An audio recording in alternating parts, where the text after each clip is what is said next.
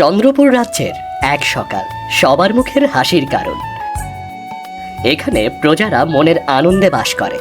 রাজা, রানী ও রাজকন্যার মনে প্রজাদের প্রতি ভালোবাসা আর গভীর মায়া, যা প্রজাদের সব সুখের মূল।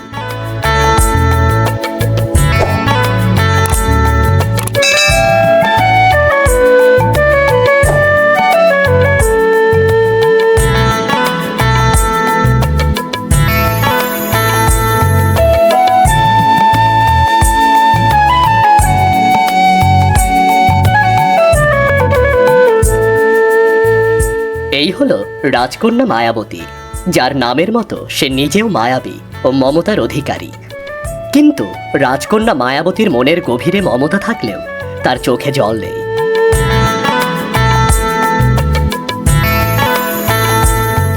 রাজকুমারী মায়াবতী, আপনার মনটা যে কত নরম তা শুধু আমিই জানি।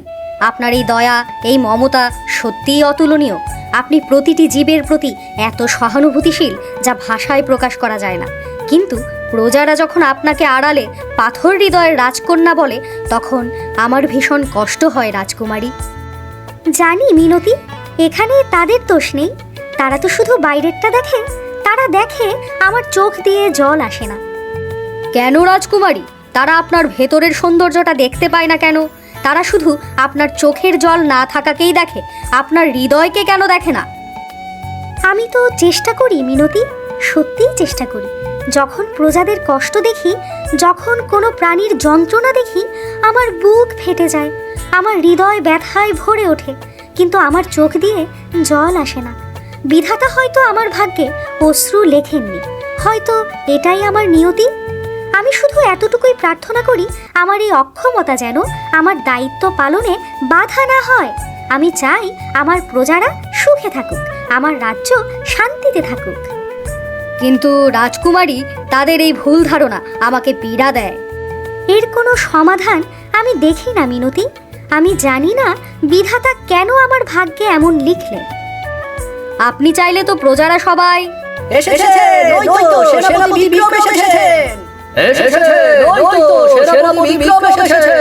সবাই প্রস্তুত হও, সেনাপতি বিক্রম আসছেন।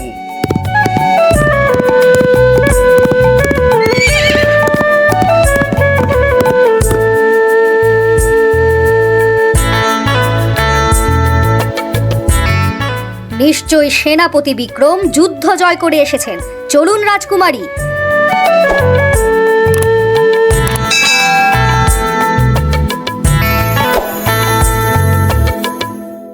জয় সেনাপতি বিক্রমের জয়, জয় মহারাজ চন্দ্র প্রতাপের জয়, জয় রাজকুমারী মায়াবতীর জয়।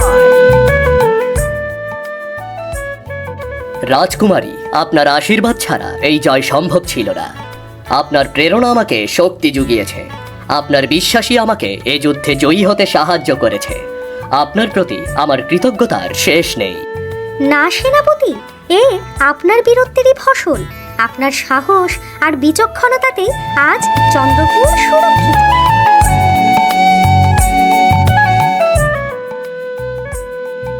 নিশ্চয় নিশ্চয়, দেখতে হবে না সে যে আমার সেনাপতি। মহারাজ, আপনারই দয়া, আপনার ও রাজকুমারীর কৃপা। না সেনাপতি, এ একান্তই আপনার জন্য সম্ভব হয়েছে। আপনার রণকৌশল অতুলনীয়। আপনি রাজ্যের সত্যিকারের রক্ষক। আপনার মতো বীর থাকতে আমাদের রাজ্যের কোনো ভয় নেই, তাই না বাবা? হ্যাঁ, আমরা তোমার ওপর সম্পূর্ণ ভরসা করি বিক্রম। তোমার বীরত্বে আমরা গর্বিত। আজ এই দিনে আমি এলান করছি, তোমার সঙ্গে আমার একমাত্র কন্যা মায়াবতীর বিয়ে দেব।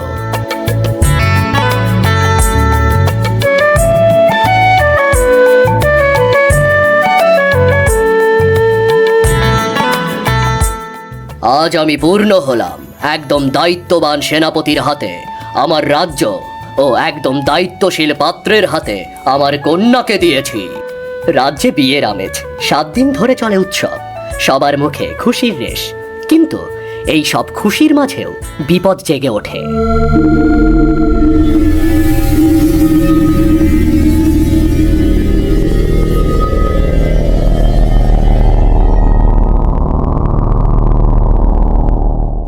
বড়মা, ওরা খুব সুখে আছে।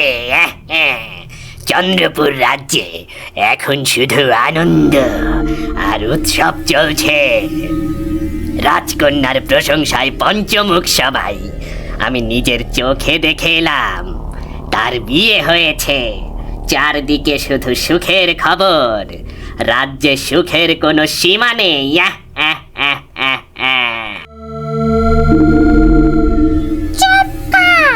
আর এক মুহূর্ত এই সুখের কথা শুনতে চাই না। আমার কানে বিষ ঢালছিস কেন?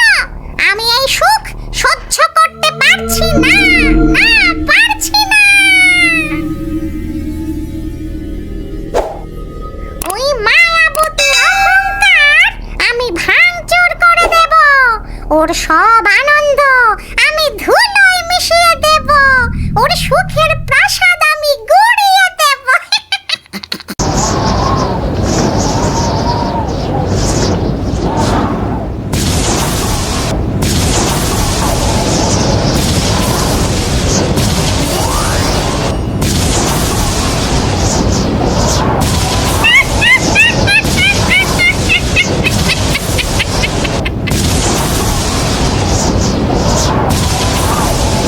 আরে পালা পালা, ডাইনি মোহিনী এসেছে, পালা পালা পালা। কিসের এত আনন্দ? কিসের এত উৎসব, মায়াবতী? তুমি এখানে কেন এসেছো? কি চাও তুমি? ভাবছিস তোর জীবন সুখে ভরে উঠবে? তোর সুখ আমি কেড়ে নেব মায়াবতী। আমি অভিশাপ দিলাম, তোর সন্তানও হবে তোর মতোই অশ্রুহীন। সে কখনো ভালোবাসার কান্না কাটতে পারবে না। তার হৃদয় থাকবে পাথরের মতো কঠিন। সে ভালোবাসার মর্ম বুঝবে না। তার জীবন হবে শুষ্ক মরুভূমির মতো। সে কোনোদিন সুখের মুখ দেখবে না। না না, এমনটা বলো না। আমি সহ্য করছি, কিন্তু আমার সন্তান না। না, এ কখনো হতে পারে না। মা, বাবা। চিন্তা করিস না মা, এর কোনো উপায় দেখবো আমি। চলো মায়াবতী, ভেতরে চলো।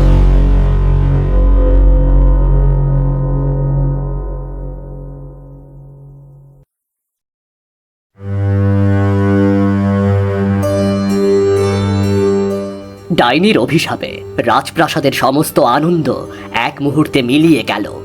সবার মুখে গভীর বিষাদ, যেন তাদের স্বপ্ন সব ভেঙে গেছে।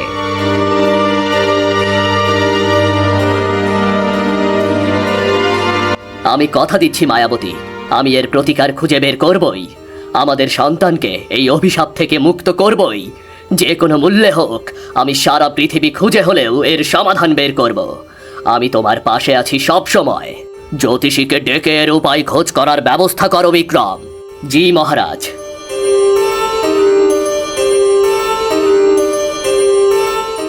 কি দেখলেন জ্যোতিষী মশাই? মহারাজ, এর একটাই সমাধান, আর তা হলো নীলকমল। কোথায় পাবো সেই নীলকমল? নীলকমল সে তো শুধু একজনের কাছেই পাওয়া যায়, কিন্তু সে কি? হ্যাঁ, একজনই। তবে আপনি চিন্তা করবেন না। বহু বছর আগে আমরা একসাথেই শিক্ষা অর্জন করেছি। আমাদের গুরুও একজনই ছিলেন। আমি তাকে ভালো করেই জানি। আমি তাকে আপনার কথা জানাবো। আপনি আজ রাতেই বেরিয়ে পড়ুন। সেই রাতেই বিক্রম উত্তরের গভীর অরণ্যের দিকে যাত্রা করে। তার হাতে একটি মশাল, যা অন্ধকার পথকে আলোকিত করতে থাকে। পথ ছিল দুর্গম, ঘন জঙ্গল, হিংস্র পশুর ডাক, যা পরিবেশকে আরো ভীতিকর করে তোলে। কিন্তু সবকিছু পেরিয়ে বিক্রমকে তো যেতেই হবে।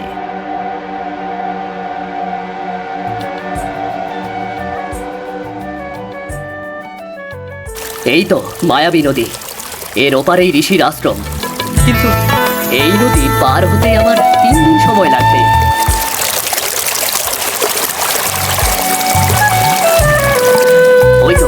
ওই তো নৌকা।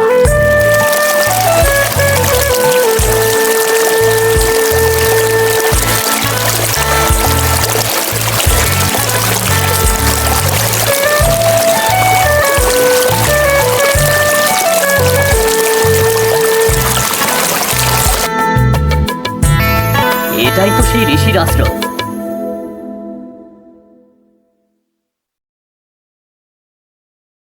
আমি তোমার আসার কারণ জানি। ডাইনি মোহিনীর অভিশাপ খুবই শক্তিশালী, কিন্তু প্রকৃতির কাছে কোনো কিছুই অজেয় নয়। প্রতিটি সমস্যারই সমাধান আছে, শুধু সঠিক পথ খুঁজে বের করতে হবে। আমার বন্ধু আমায় জানিয়েছে তুমি আসবে।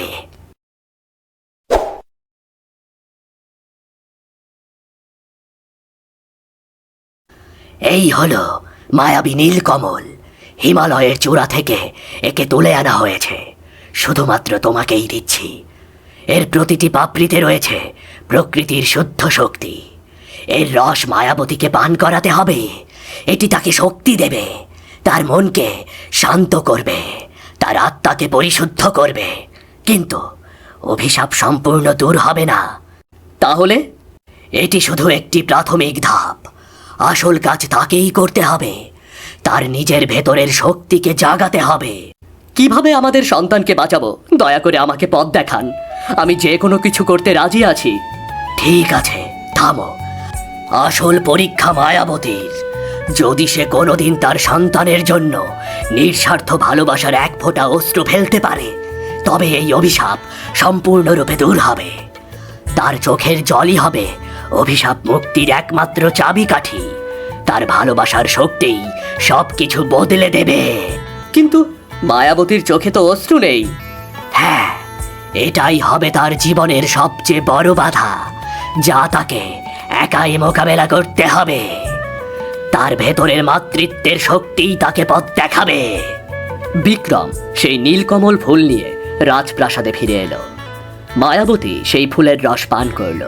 তার মুখে এক অদ্ভুত প্রশান্তি, যেন তার সব কষ্ট দূর হয়ে গেছে। এরপর যথাসময়ে সে এক ফুটফুটে কন্যা সন্তানের জন্ম দিল, আর তার নাম রাখা হলো তারা।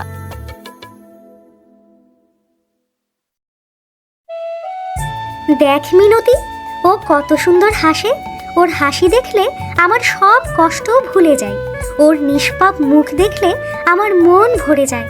কিন্তু ও যখন কাঁদে, ওর গলা দিয়ে শুধু শব্দ বের হয়, চোখে এক ফোঁটা জলও নেই। আমার মতো ওকেও কি এই অভিশাপ বয়ে বেড়াতে হবে? ও কি কোনোদিন এই অভিশাপ থেকে মুক্তি পাবে না? আমার সন্তান কোনোদিন কি স্বাভাবিক হতে পারবে না? আমার বুক ফেটে যাচ্ছে মিনতি, আমি কি করব? ধৈর্য ধরুন রাজকুমারী, মহারাজ নিশ্চয়ই কোনো উপায় বের করবেন। আমরা সবাই আপনার পাশে আছি। বিশ্বাস রাখুন, সব ঠিক হয়ে যাবে। ভালোবাসার শক্তি সব কিছু জয় করতে পারে। আপনার ভালোবাসা আপনার সন্তানকে রক্ষা করবে। শুধু অশ্রুহীন হলে চলবে না। আমি ওই রাজকন্যাকে চিরতরে শেষ করে দেব। ওর অস্তিত্বই আমি মুছে ফেলব। কিন্তু কিভাবে গুরুমা? প্রাসাদের নিরাপত্তা তো এখন দ্বিগুণ। ঋষির থেকে সেই নীল কমল এনে তার রস খেয়েছে, যেন কোনো অশুভ শক্তি তার কোনো ক্ষতি না করতে পারে। রাজপ্রাসাদে প্রবেশ করা এখন প্রায় অসম্ভব। তারা খুবই সতর্ক।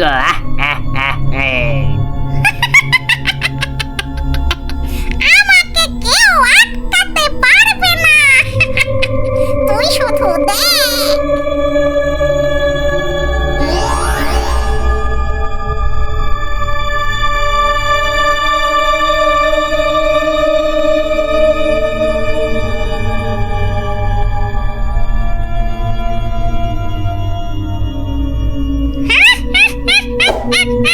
এই তো আমার শিকার।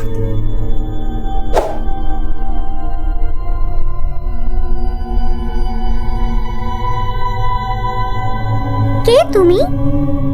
আমি আমি এক রাজকুমারী। বাইরে আমি ডাইনির কাকটাকে দেখেছি। হয়তো ডাইনি আবার রাজপ্রাসাদে এসেছে। ডাইনি? তার মানে?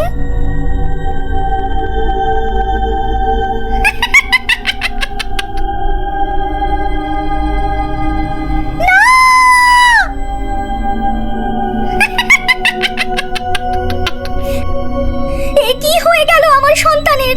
এ কি হলো? বিক্রম, বাবা, মা, এ কি হলো?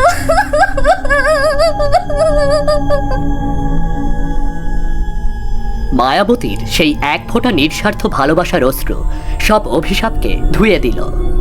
বিষের প্রভাব নষ্ট হয়ে গেল এবং একটি জাদুকরী শক্তি ডাইনির গুহায় প্রবেশ করল। ডাইনির জাদু তার নিজের দিকেই ফিরে গেল এবং সে চিৎকার করতে করতে একটি কুৎসিত পাথুরে মূর্তিতে পরিণত হল।